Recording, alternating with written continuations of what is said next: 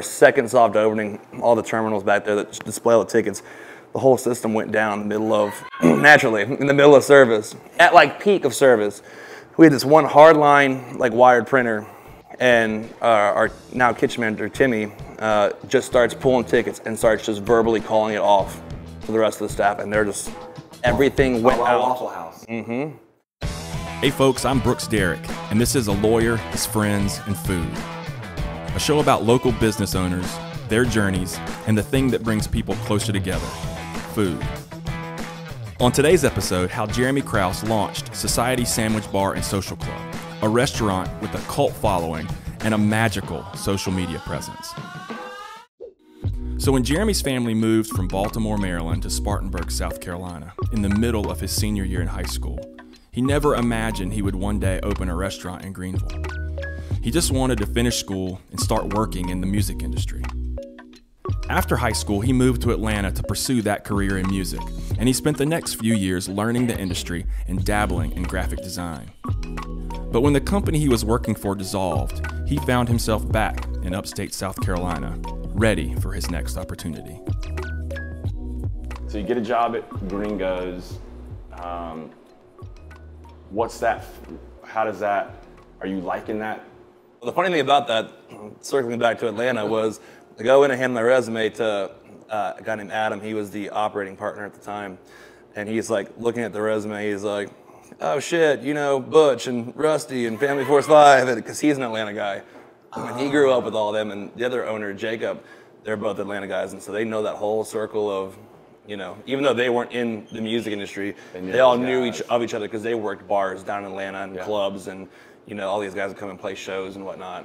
So it wasn't even like, it was really never food and bev going into it, but I was basically immediately one of the guys because I knew the guys in Atlanta. Like, cool, yeah, come on. That's funny how that kind of stuff works. Like, you know, a lot of my friends that are food and bev people, that first job is not because you had like a dishwashing job somewhere.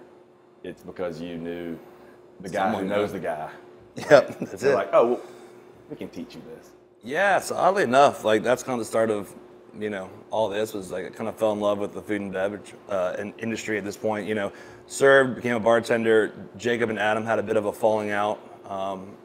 Adam's wife was still living in Atlanta, and that was, you know, a hard strain in itself of being up here in a brand new restaurant and bar, and your wife's down there, and you got to be here full time to make this thing work, you know, to get legs underneath it. But you know, your family's down there, so they eventually come to split. They needed a GM, and they interviewed 4 people. What's up, man? We got some sweet. Thank you, my friend. Some more fun stuff coming up. Sweet. Interviewed 4 people for the role. I was one of those 4, and 100% the least qualified. So this is the 2 business partners. The one guy who says, "I got to go home," basically, right? Yep. And so he bows out of the whole thing, sells off his shares. They got to figure out a way to keep this thing running. You're bartending then? Mm-hmm. Okay. Yeah, I was just bartending. So they needed a new general manager. Yep.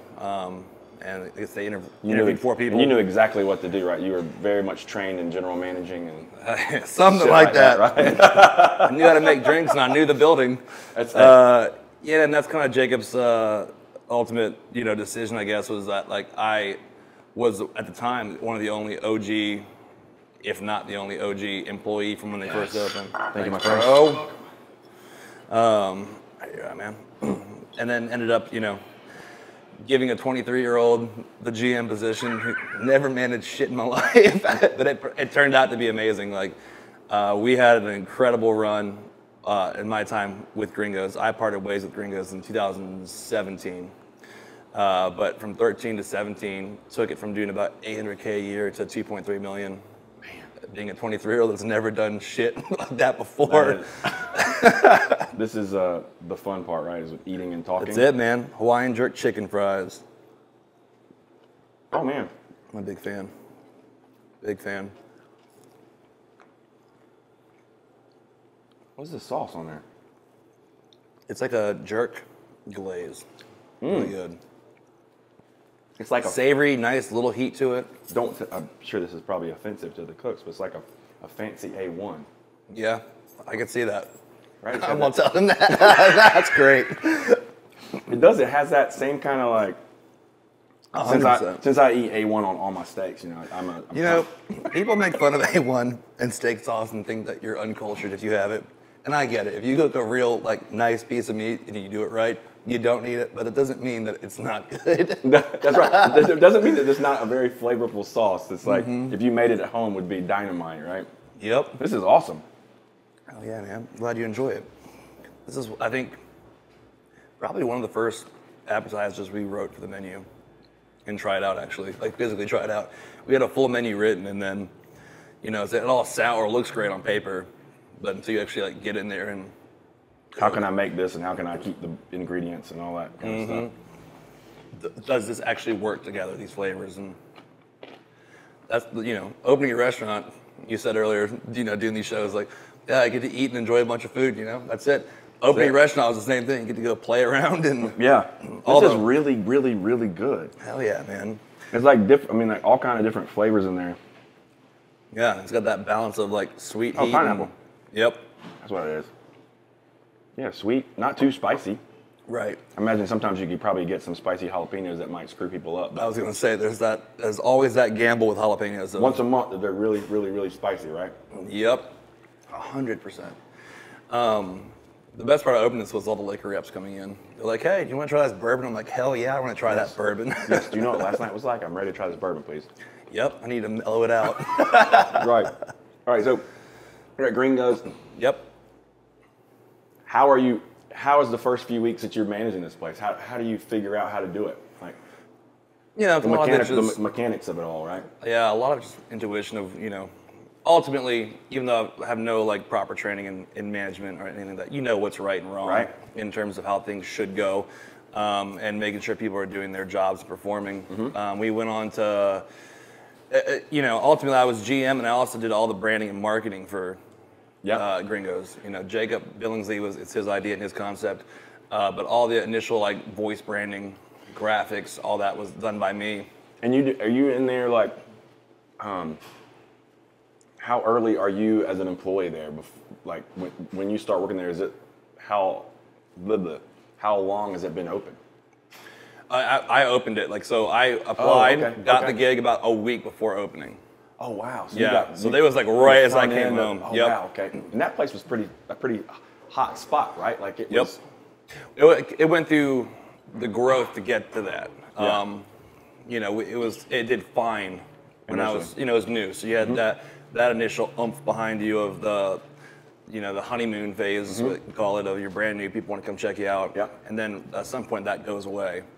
And they, you know, it's kind of just stale for a minute of not super crazy busy and successful, but not, you know, oh shit, we're going to close doors. Right. And just kind of coasting along, and eventually we reached the point of, like, we built this crazy nightlife up and just these crazy events we would do. Jacob and I had just such a good chemistry of like being ridiculous and coming up with these fun ideas that would attract attention and, you know, would bring people in. We did like a Running of the Bulls bar crawl where we dressed. What is that? I saw that somewhat in the last week or so. The Running of the Bulls? Yeah.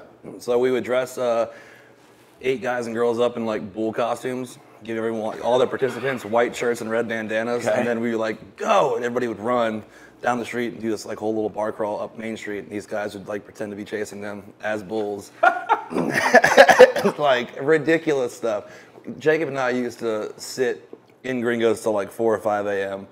just drinking and like hysterically laughing at just the stupid things that we could come up with. And we brought a lot of them to life, and like people latched onto that. We did a human foosball tournament, a giant inflatable table. You're strapped in a row, teams of 6. How does that work? And you have to play. You're strapped, so you're in your lane, and you have to play by foosball rules of passing up the table to score. Wow! We did a bring your own pool party. Where was the foosball table? Where did that parking lot that's right next to Gringos? Okay. We would rent that out for the day or the weekend or whatever, and then just set it up out there. We did the human foosball tournament. First play, my buddy Brad Palmer, he yells at Jacob. Jacob was reffing the game, and Brad's like, "Bike kick's an automatic win, right?" And Jacob's like, "Yeah, whatever," like not fully listening. I mean, 30 seconds into the first game, the ball just lines up perfect at Brad, and Brad bicycle kicks this thing and scores on concrete and just down and out. And Jacob and I immediately were like, oh shit, nobody signed waivers.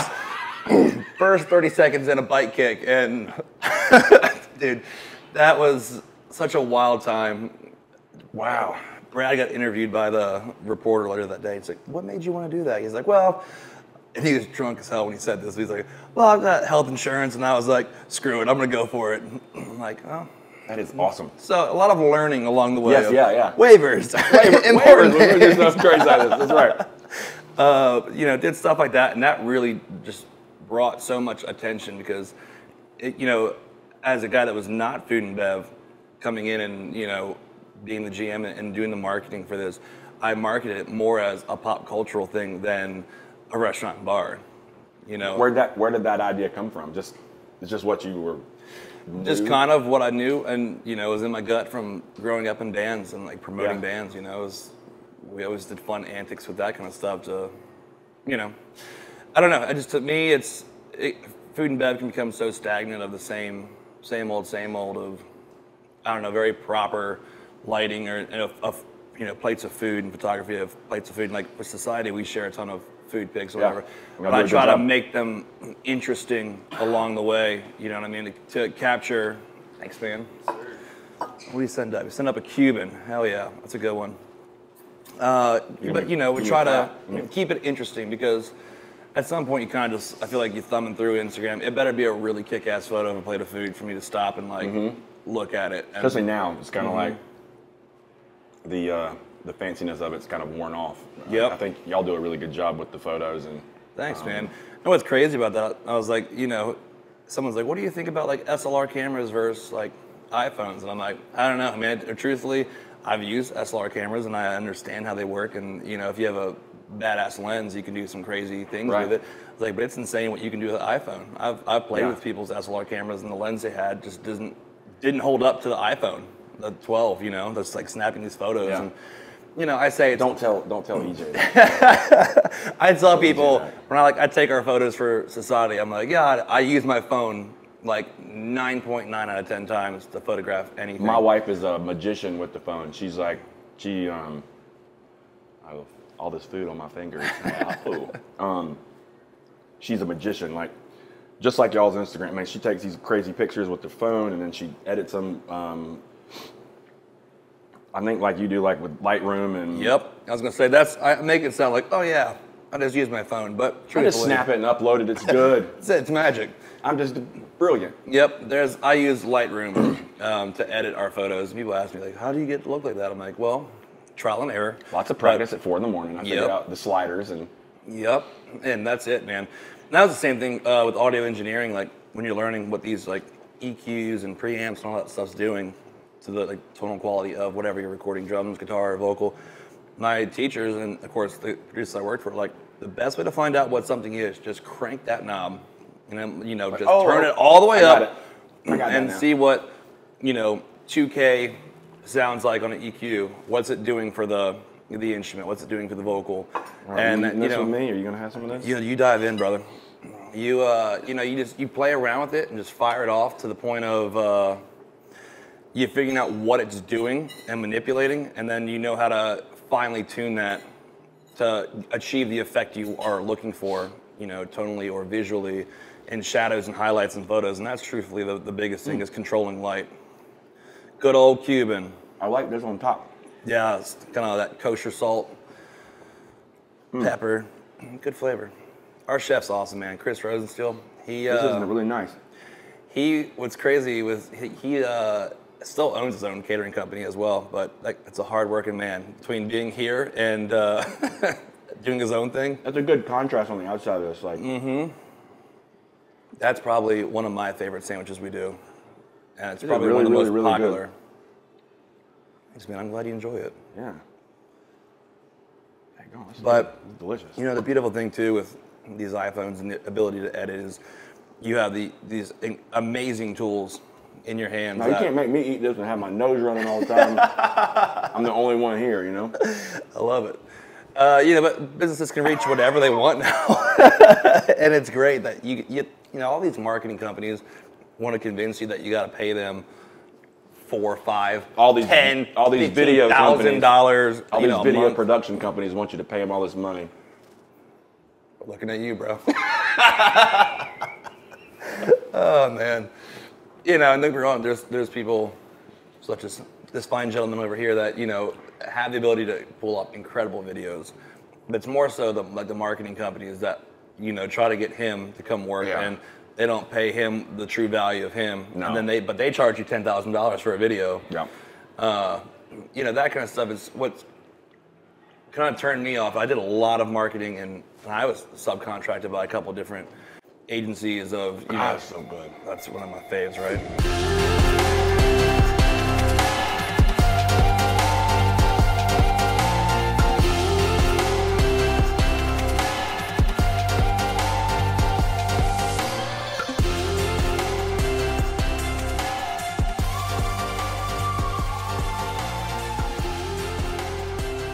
I did stuff for Tipsy Taco for a bit, subcontracted. Oh yeah, these are probably the most popular apps we do. These are the Philly cheese egg rolls. What do you send out? Is this cheese in a cup? All right, so this one's great. I fought Chris on this one initially, and it turned out to be one of our highest selling items. Is a fried bologna sandwich, and we called it Post Bologna just because we thought it was funny more than anything. Post Bologna. I thought you were gonna say we call it the fried bologna sandwich. Yeah, that was a close second. Close second. Post Bologna won. Coming up with the names for these sandwiches, there are a lot that got hardcore denied. We're like, we can't do that. Well, I especially coming back to what you were saying earlier about this whole thing about a different way to market your stuff, right? Like you could just say it's a fried bologna sandwich, right? But that's not your thing, right? You got to have something else to market this stuff, to catch people's attention, to catch people's eye. Yeah, and so that and Gringos, for example, one of the things I did on the menu was we did a Millionaire Margarita and a Billionaire Margarita. And, I'm a huge tequila fan, so it's a bit sacrilegious to even say. They both had Cuervo in them. No, they, right. The Millionaire was Don Julio 1942, fresh lime juice, Grandma's 100-year. And I think we did like a little bit of water, just kind of cut just a little bit. Out of it, yeah. And then the Billionaire was the Clase Ultra Añejo. And that was $600 for that margarita. The Millionaire, I think we did at $200. And I put them on the menu simply, I was like, I didn't actually expect anyone to ever buy one. But you would come through, you'd thumb through the menu, and you're like, oh my God, they have a $600 margarita. And you'd immediately snap a photo of it and send it to 30 of your friends. Yes. So that's genius. Yeah. And oddly enough, we sold 8. But 8 of each, or just 8 of the 2 total? 1 of the Millionaire, 7 of the Billionaire. So a $600 margarita we sold 7 of. I don't know if that's just like someone weirdly trying to flex on someone while being out. Or a really, really bad decision. I would have bought one at the end of the bar crawl. Yeah. Right? Yep. And that's the old left-right. Right. Get you on the bar crawl and then get you on the $600 margarita. Yeah, I'd have probably played in the little, the running of the bulls and come back and been like, Oh man, let's get it. Let's go. Millionaire Margarita. And it worked, man. I mean, you think about that. If 10 people saw it and took a photo and sent it to 30 people, how many people you just reached that, are suddenly like, what is this? And you're like, Gringos.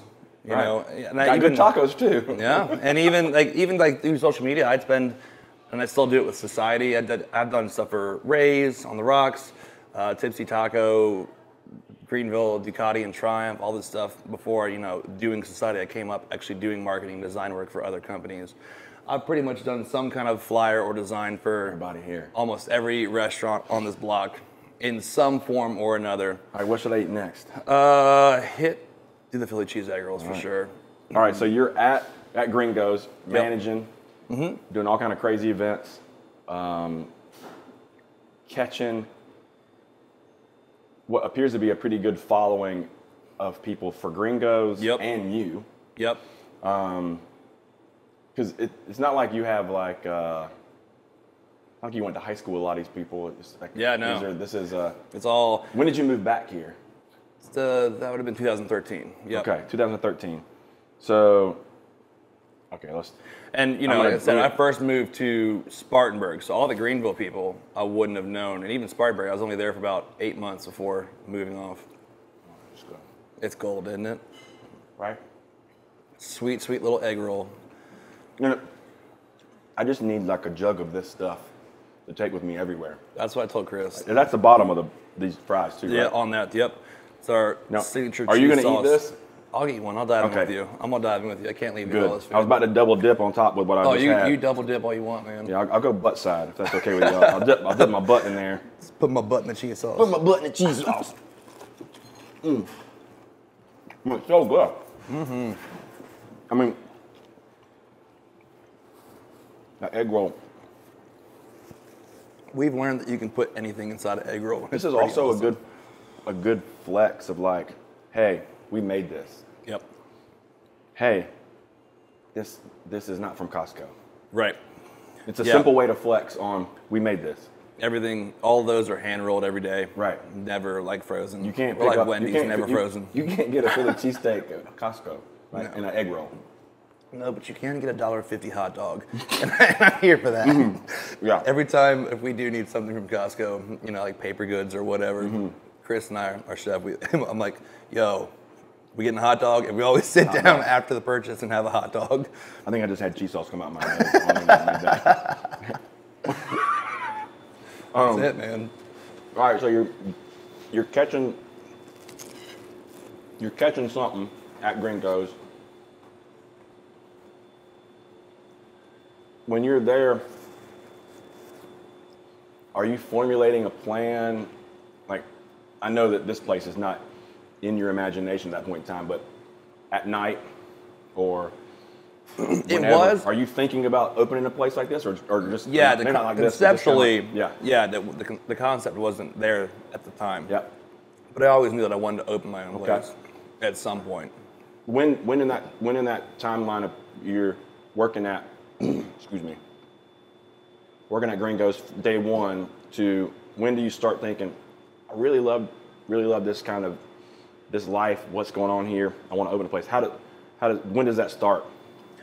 Probably about either like late 2015 or early 2016. Okay. Before that, you're just working, putting in time. Yep.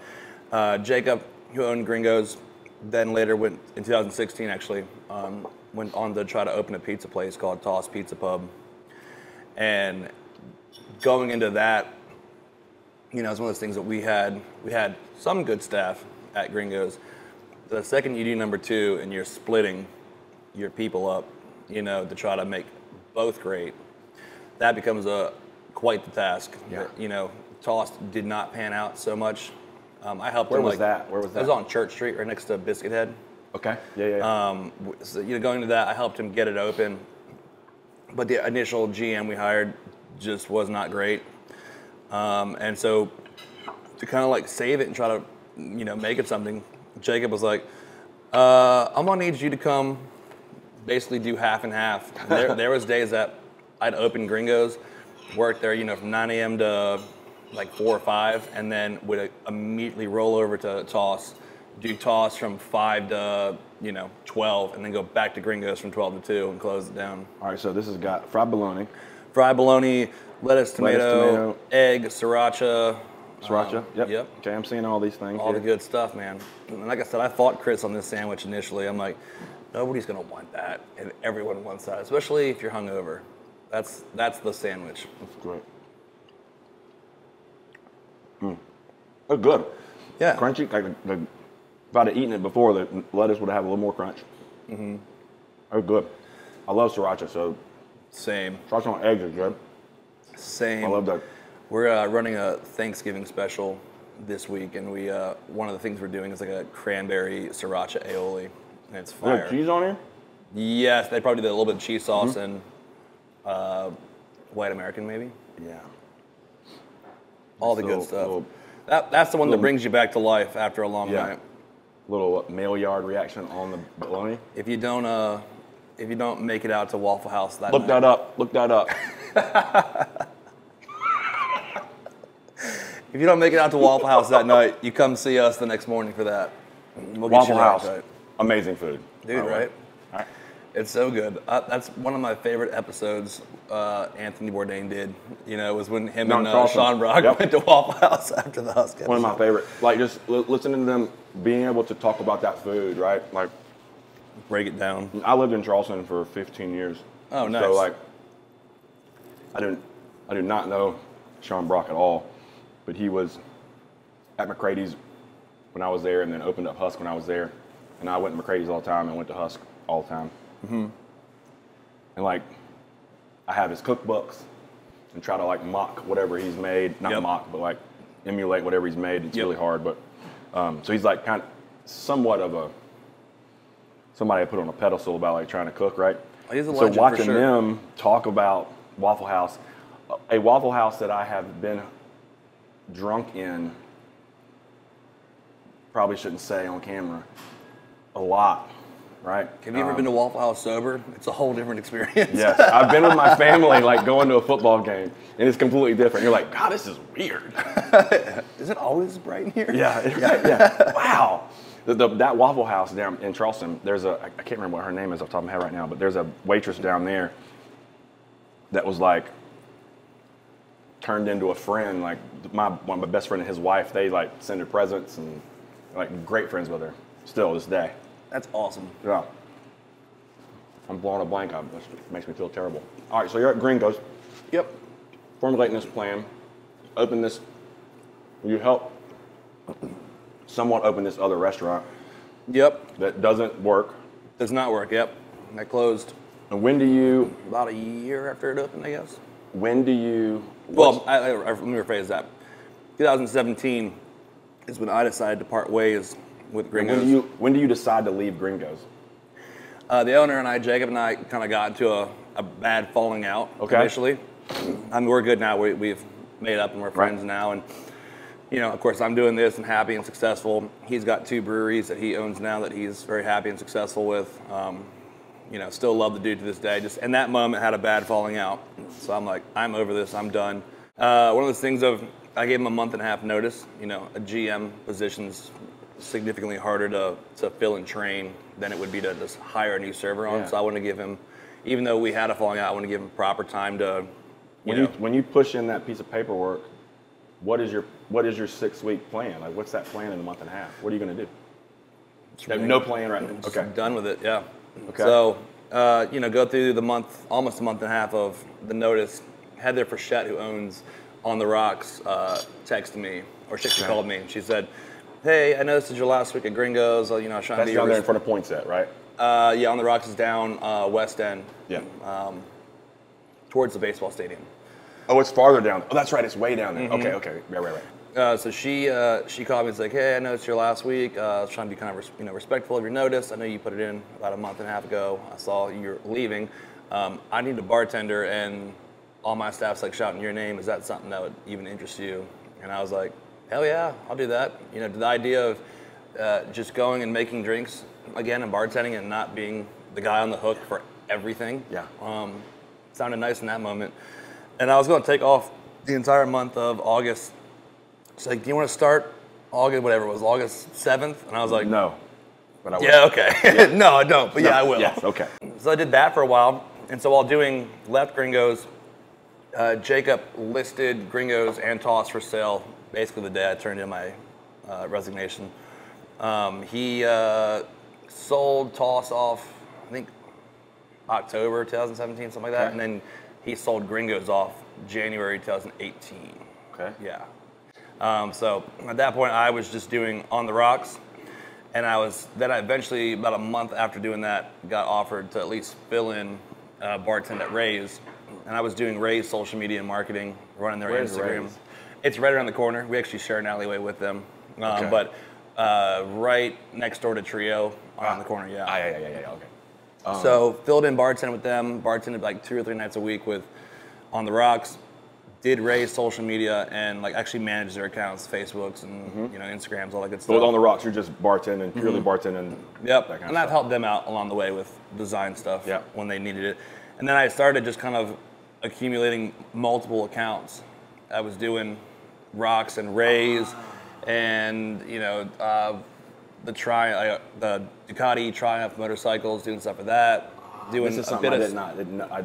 All my Googling and listening and reading about you beforehand, I did not know that you. Yeah, and so I started getting subcontract to companies as well that just needed, graphic work. I guess they became fans of my work, and so I've done stuff for like Tipsy Taco. I did a bunch of their marketing and branding.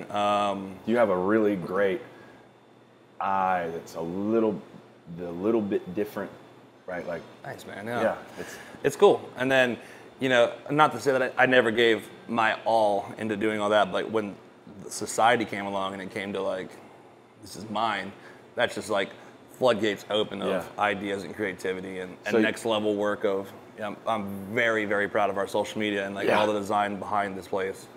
Obviously because it's mine, but it's, I guess like anything, when it's truly yours, like it becomes a passion compared to a job that you're, going to perform and do a good job on. But right. So, all right. So you were at Rocks doing this. Loaded up, bro. Which one did he send out? Holy cow, Batman! This is our Fuego San Diego ramen. All right. Traditional. So our ramen is not like super traditional in terms of, like some of the other. You got a lot of haters, I'm assuming, right? What I told Chris going into this, I was like, we actually have a very incredible response, positive response to the ramen. But I told Chris, I was like, we're a society sandwich bar and social club. Sandwich is kind of being the focus. I was like, but the ramen's going to steal the headline as soon as it announces. And it sure as shit did. Yeah. And I told him, I was like, we're also going to be under so much scrutiny of all these like ramen devotees, has such a cult following. Yeah. And for us, we use the traditional tonkatsu pork broth and the traditional ramen noodles. That's about where tradition stops with us. We explore and do a bunch of fun, crazy flavors with it. This one, I got the carne asada, which wouldn't be that crazy off, but corn, avocado, the fuego takis are in there. That's a fun. That's what that is. I was like, what is that in the corner? That's like we've got really hot potato chip. A Cajun we call it our Papa Legba's voodoo ramen. And it's basically kind of like jambalaya, but done as ramen. You got shrimp and sausage and fried okra and, all this fun flavor to it. So, that was the big thing. We're like, this is us staking the claim of the fun creativity of what ramen can be. Yeah. Same thing that happened with tacos. Gringos is basically the first one to bring tacos and tequila to at least Greenville, South Carolina. Huge out, in California, which is where Jacob was born and raised and spent most of his young youth. So he brought the idea here. And then you got a bunch of other shops that popped up that do a very killer job, and they're still around. You got the Willie Taco Boys, love those guys, Tipsy Taco, all good friends of mine, and they're killing it. That was kind of when the taco craze came out, and they're not traditional tacos by any means. They're, very done up and left of center. Yep. And you're dipping into, I think that Willie Taco's got like a pimento cheese and fried chicken taco. Yeah, that's right. It's far from traditional. Right. No, we're doing that with ramen for sure. Let's see here. I feel bad. I'm like, there's all this stuff around. So when you're at, let's see here. When do you open or start the White Rabbit Supply Company? When does that? So that was right at the tail end of Gringos. I knew, like going into 2017, I knew that I wanted to. At this point, I definitely knew that I wanted to open my own restaurant and bar. I wanted basically to not have to answer to someone. Just go for it. Dive in there. I knew I didn't want to answer to someone anymore with views I didn't agree with, and just to be able to make executive decisions creatively, whatever it is for food and bev and the program itself. I knew that I was born for that and do that kind of stuff. And so I knew going into that, even before the falling out with Jacob, I knew my time with Gringos was coming to an end because I wanted that for me, for sure. But one of my favorite venues, bar, restaurant name ever is the Viper Room out in LA, which is way too, legendary to ever rip off in any form. But so I knew I wanted the something room, and the White Rabbit kind of initially was an idea that came out.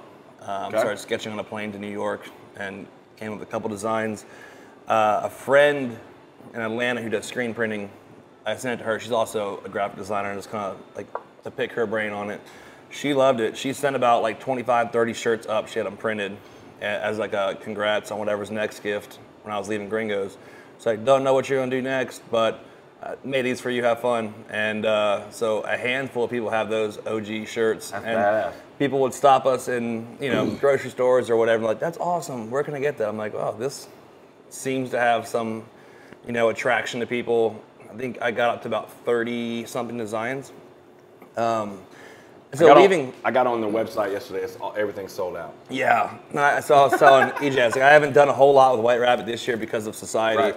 I'm working right now to relaunch everything and a bunch of new stuff, re-up some of the old stuff.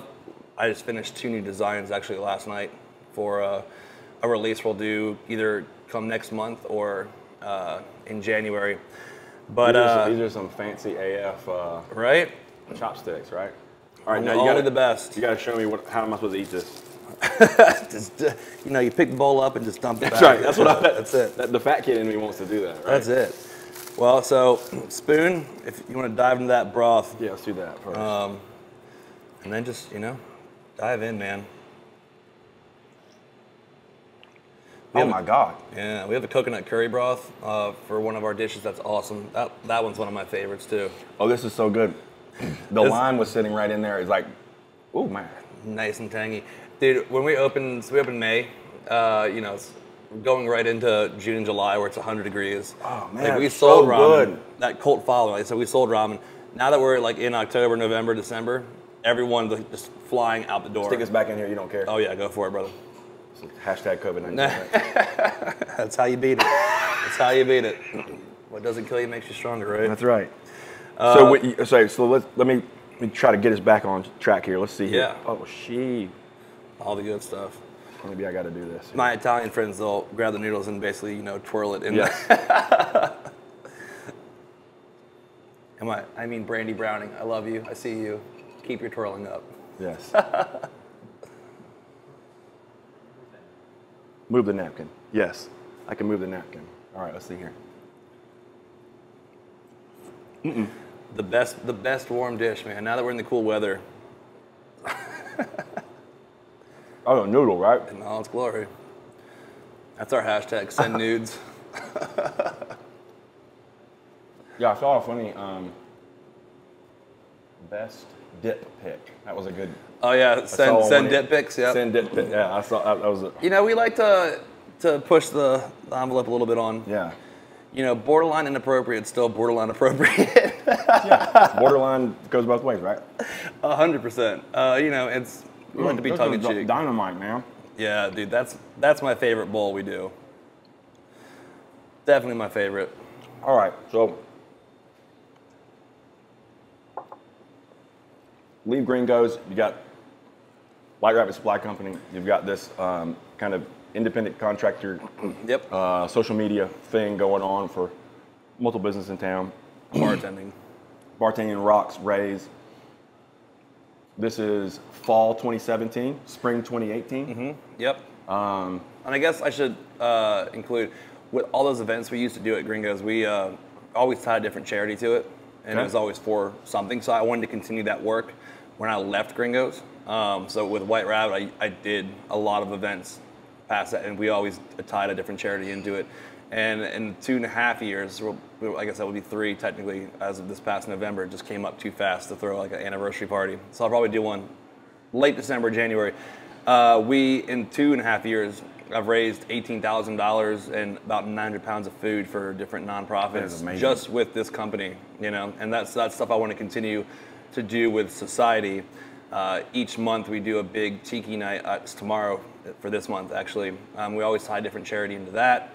And we feature a different guest bartender from around town with 2 of our badass guys, Oscar and Ben, who actually wrote our cocktail menu in general here. So we have Tommy Moran from Neat Bourbon Bar coming in tomorrow. Okay. But that's where it all kind of started, was the ability to tie these charities into these fun events. And so that was my platform, was White Rabbit, because I was no longer attached to a bar. And I was the one doing all the events at Gringos. Because you've gotten a lot of people linked up to your train, right? There's a lot of people that seems like there's a lot of people around town that are a big Jeremy Krause fan. And it's got to be because of all this.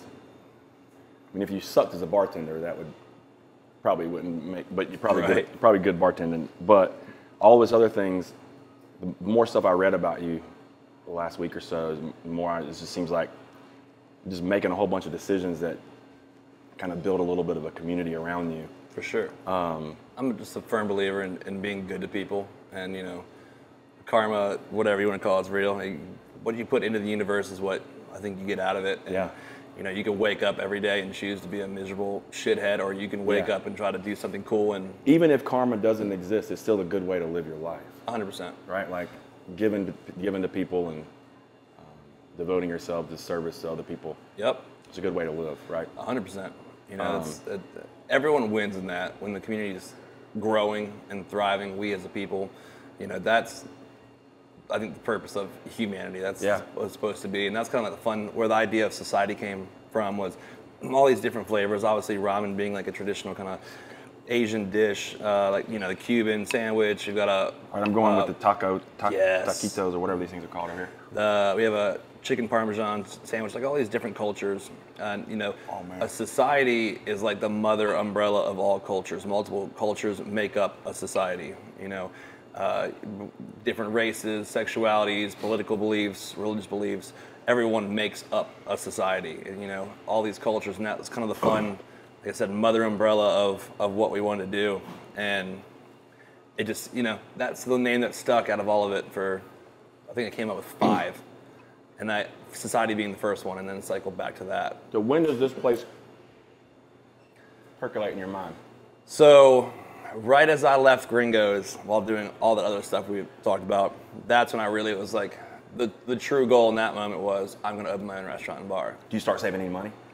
Yeah, I mean, I had some, not enough to do it in that moment. So just started writing the concept and shopping a million different buildings. I've looked at where Hoppin is now, up on Markley, next to Urban Ren. That was a space I looked at. Where Coral is, it used to be, Terrace, down towards the west end. I went through that space. I just got a really spicy jalapeno. Yeah, see? There's always that one. There's always that one, man. So started the process, and then met with a bunch of different potential partners, investors, whatever. And, everyone likes to talk. And when it comes time to pull the trigger, that's when you'll see people like, oh, I don't know about that. Because it's a huge commitment. And, restaurants and bars are dangerous. And no one is wrong in their decision of, not wanting to have done it. And, I'm honestly glad I didn't get my way, whatever it was 3 or 4 years ago, because I've learned so much more and developed this. And I met, someone like Chris, our chef. Like, he wouldn't have been a part of this 3 years ago. Closer to the time of opening. Yeah, about a year before opening, yeah. So him and I kind of linked up through just a mutual friend, and he catered some of the anniversary parties for White Rabbit. Okay. And we clicked. It's one of my best friends. We just have such a great mindset, shared mindset of what we want out of life. And fast forward through all that, these things just not panning out, trying and nothing pans out. It finally, so let me back to that a year before it starts to finally get traction. My business partner, Scott Woods, he owns City Tavern right around the corner. Okay.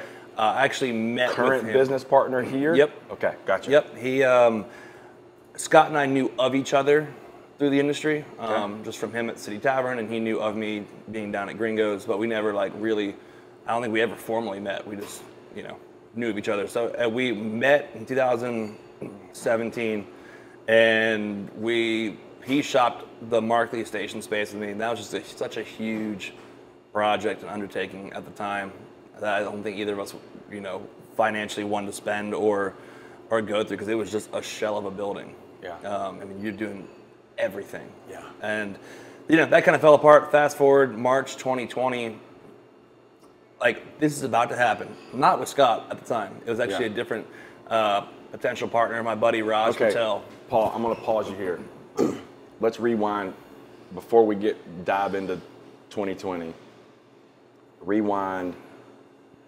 I read or probably saw on YouTube, there is a string of 4, 5, 6 months of just pure absolute hell breaks in your life. When is that? And tell me about that. That's 2017 leaving Gringos, yeah. So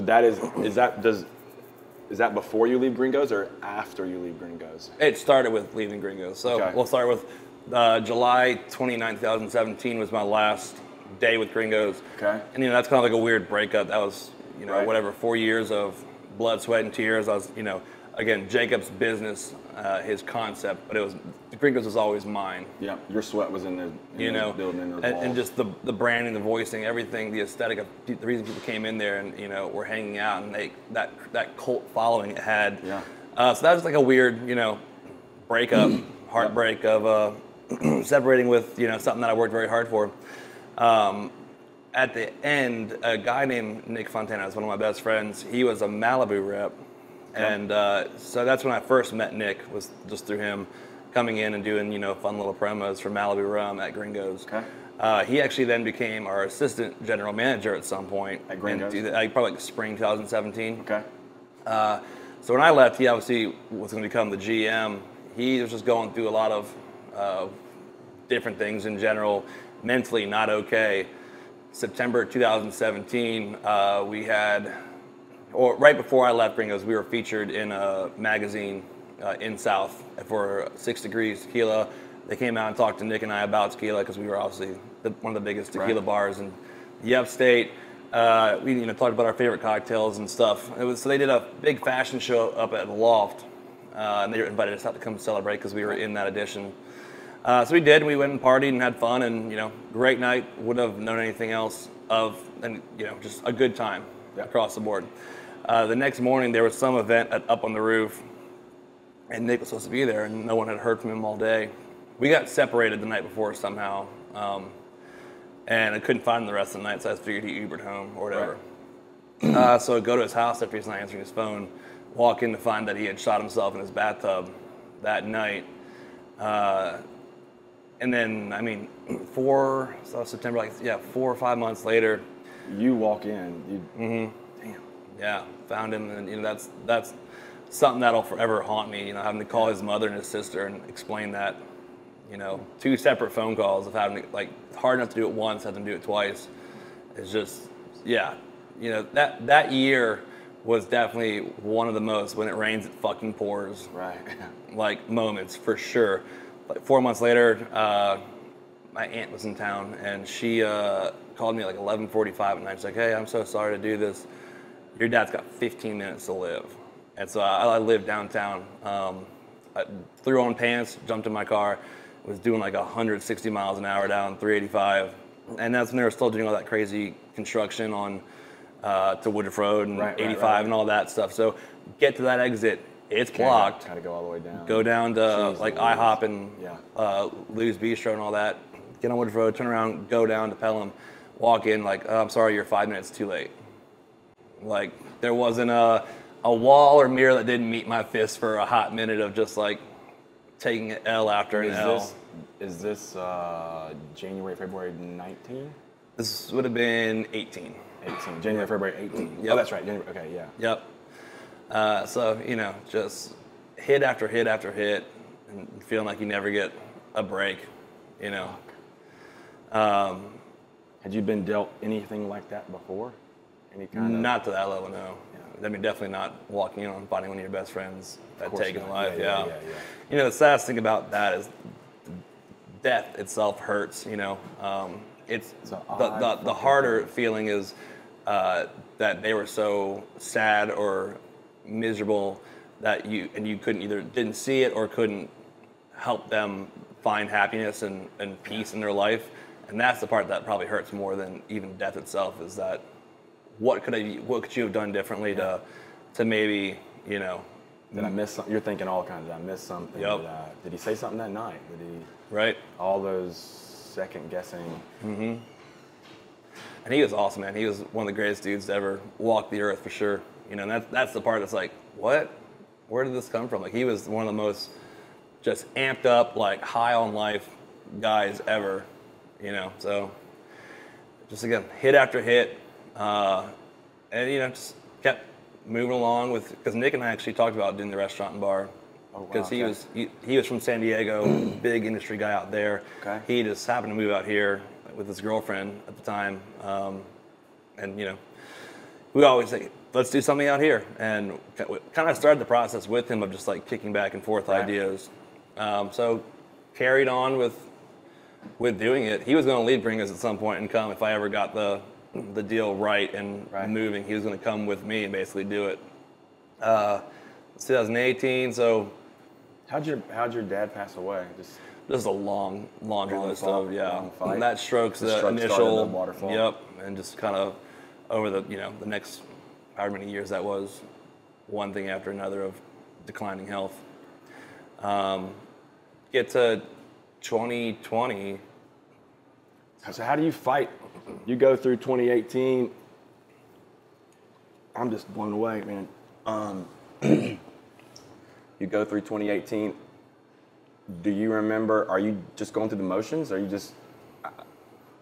Yeah, I mean, it's Is one of those things. Is that a blur? Kind of, yeah. Yeah. I mean, I'd be a liar if I didn't say that.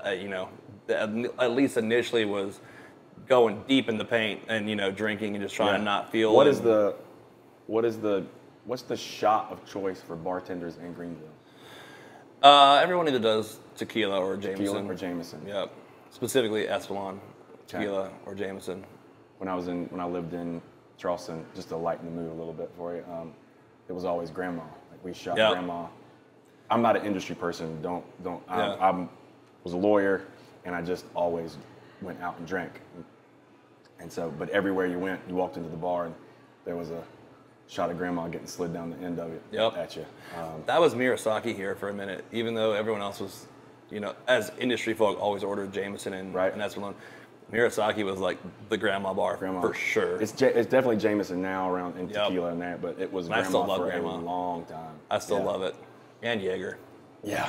I mean, there's something about Jaeger that just like, it's disgusting and delicious. Yep. Right? You're like, and grandma's the same way for me too. Like my wife despises it. She was an industry person, but grandma has this like nostalgic thing for me. Like it's just warming. Yeah. It's like if your grandmother could hug your throat as it slides down and love you. With a little orange. A little orange just right there. Warming. Yes. All right, so you go through 18 with the help of J-Mo and some tequila. And working, I'm assuming probably working your tail off. Yeah, and that's so definitely spent a huge portion of it. A good bit of it. Yeah. Extremely intoxicated, and then, but then at some point I'm like, this isn't doing anything. So making the conscious effort of getting up and like really chasing after shit and getting it done. When do you kind of dust the cobwebs off? Probably like February or March. 19. So you go. 18. Or 18. Okay. Yeah, a couple months of 2 months of just bullshitting, and then. Okay. You pulled kind out of the realization of, don't get me wrong, I still, go into the motions of whatever, trying to deal with it or numb the pain. But I at least had the realization of my dad would kick my ass right now if he realized that I was just sitting around pissing away opportunity. Your grandmother would kill you. Yep. Like, so, I'm so used to being the guy that just like lives life working in the red. Like when COVID hit, I don't know. When you say working in the red, you mean just staying busy. RPMs drawn. Okay. Just like go always. Like my dad was a workaholic, and that kind of, I guess, is instilled in me. As a financial gain aside, I like doing things and working. Yeah. It's self-satisfaction for me to have achieved something that day. Saturdays and Sundays are really weird for me too, because I need to have a plan. If I don't have a plan, I will have this like overwhelming sense of anxiety because I'm not getting something done. Kind of like that. Like I just got to always be doing. And if I don't have like a to-do list, like I need 3 tasks for Saturday, right? Like, It might be go to the Clemson game. But if I'm staying at home, I need to have a couple tasks so that I feel like I'm getting something accomplished or working, quote unquote. And that could be like hang photos on the stairwell, right? I need right to feel some kind of accomplishment. For sure. Yeah. So last Saturday, not this past one, the one before. I had umbilical hernia surgery, and down and out in that for about 2 days, and then I was in here, and one of our managers, Miguel, was like, "Go home. Why are you here?" And I'm like, "I don't know. Get out of here. I got shit to do." Yeah. You know. So I'm just always that person that like has to be up and doing shit. COVID, like sitting at home quarantining. Yep. I'm like, what the hell is this? So you go, before COVID hits, so you go through 18, kind of still jack of all trades, doing all these things. Yeah. You start. I was clocking probably about 120 hours a week. Whoa. Yeah. Minimum. 19 comes along, still that same kind of work. Are you still Probably working elevated more. Okay. Yeah. Like, are you still working at Rocks and Ray's? Still doing social media stuff? Yep. White Rabbit still a little bit trickling? that White Rabbit is probably at its peak and going strong in 2019. Okay. All right. And so when do you start?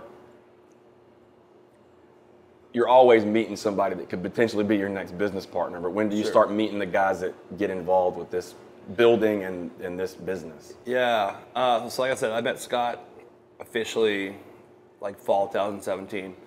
And then we toured the Hop, what's now Hoppin'. Didn't pan out what we wanted to do. And so that just kind of... Is that a big space, one floor, big space? There's a rooftop too. Okay. But yeah, it's huge. It was, what was it, like 8,000, 9,000 something square feet total with the rooftop. What's this space? 3,700. Okay.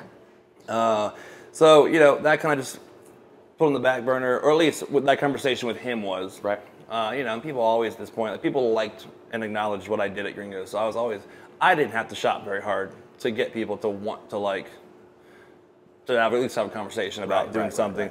March 2020, like, you know, every year I'm still the industry hammering people away at in this this town have and had a very good sense of respect for you to at least listen to when you had an idea. Yeah. Right. So my buddy, I almost signed, 4 days before signed the lease on this exact space, March 2020, COVID hits and shuts the whole world down, kills the deal. So I go the whole summer like, motherfucker. Oh, so we're thinking like whatever date it is, March something or other. Yeah. They shut the world down 4 days before you're going to go ink sign this lease. It was almost done. Fuck. Like, yeah.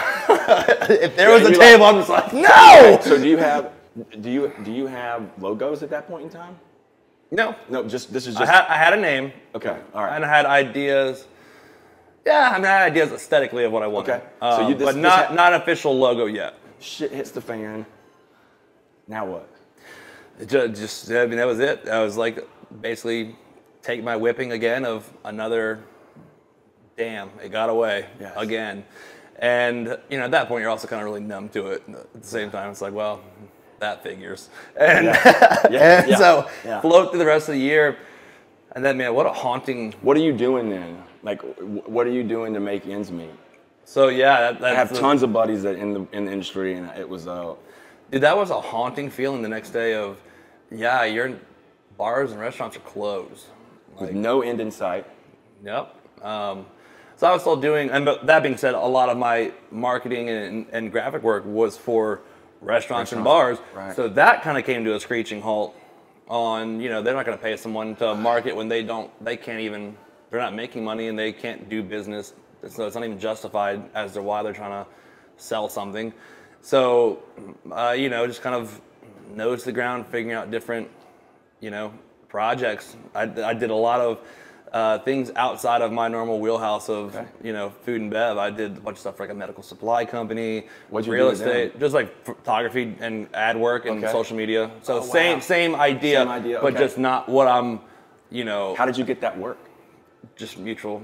I've always said as a bartender in this industry, if you don't come out knowing like doctors and lawyers and, dentists and real estate agents and whatever, you did your time wrong. If you're not making these meaningful connections, more importantly, these friendships, but also the ability that you're not going to be a bartender forever. Like these relationships are your exit strategy, or should be anyways, of you don't know what you want to do yet. You're making good money bartending because the money is great. What do you want to do when it comes to having, and some people are full-blown lifer and career people, and God bless them on doing that. You know, I respect the hell out of that, but some people eventually want out.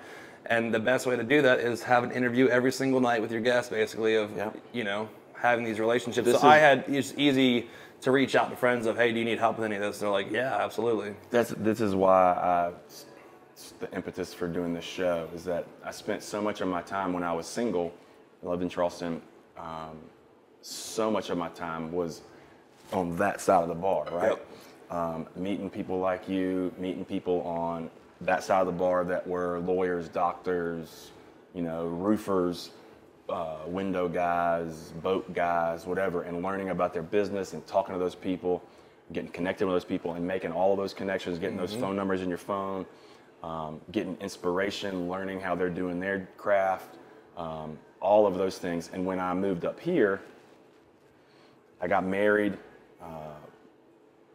started a family, and the thought of going out on a Friday night,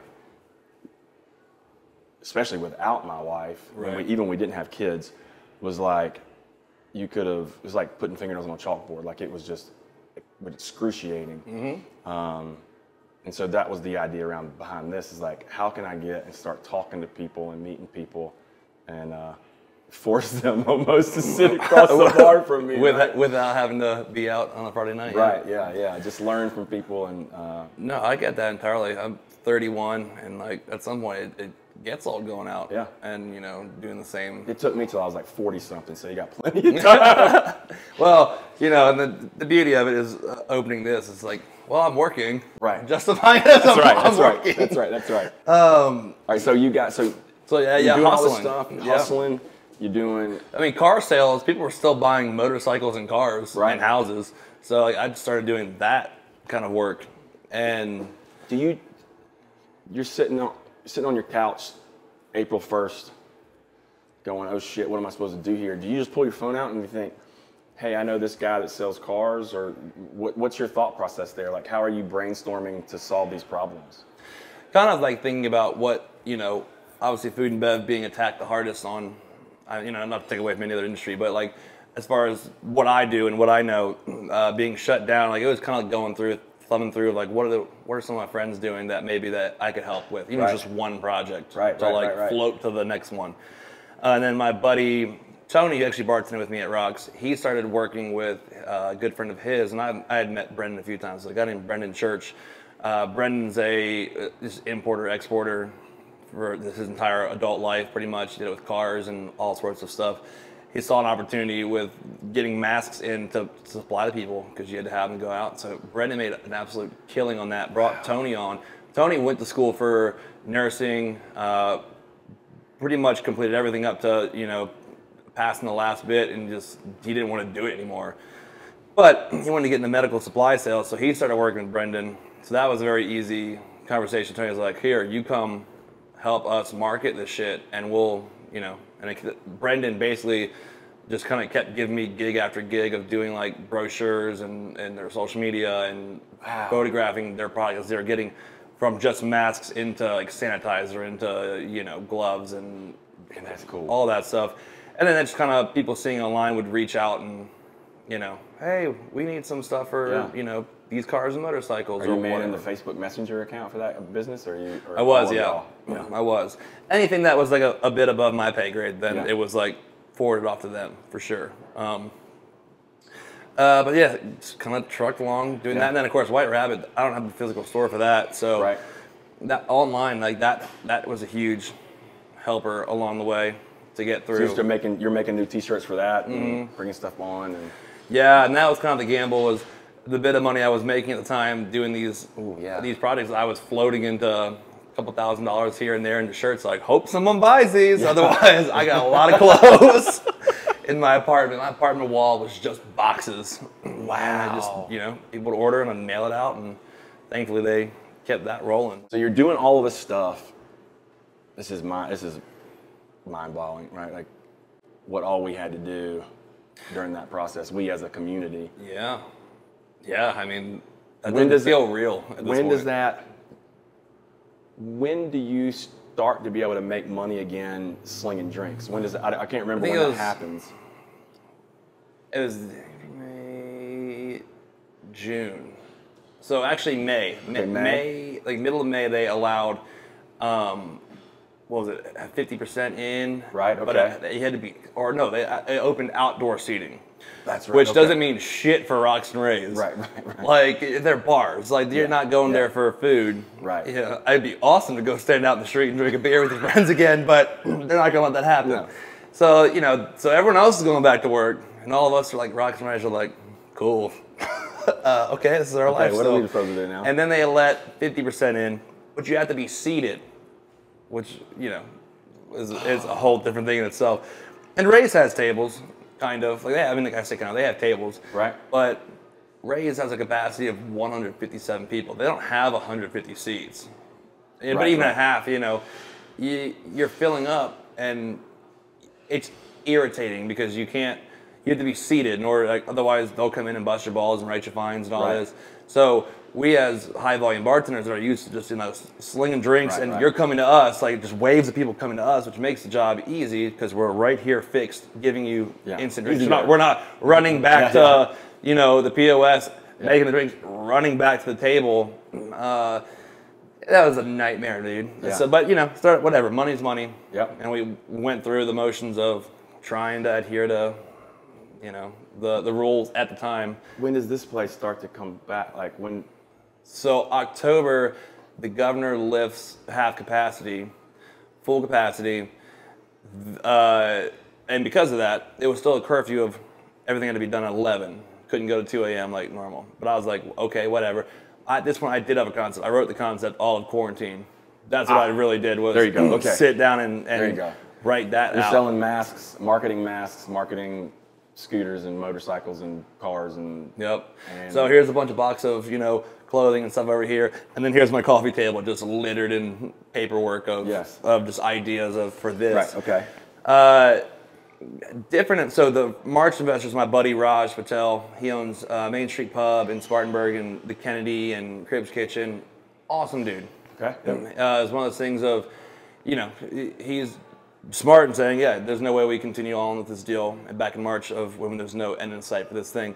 October comes around, and I did reach back out to him, and it was, he was like, well, I think we just got to hold off to the new year, and rightfully so.